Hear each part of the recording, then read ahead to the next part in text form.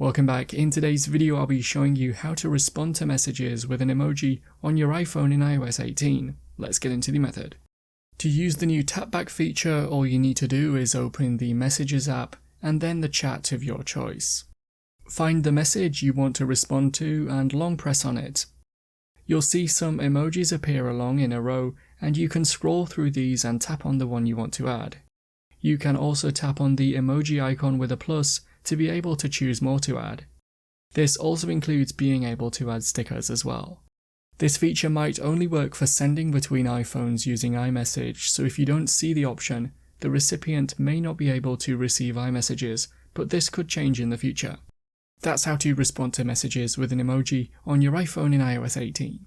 Click the card on screen now to watch a video of mine showing you 10 easy ways to speed up your iPhone or iPad.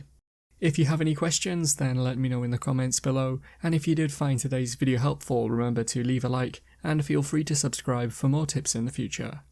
Be sure to stick around to see some of my other videos that you might be interested in. Thanks so much for watching, and I will see you in another video.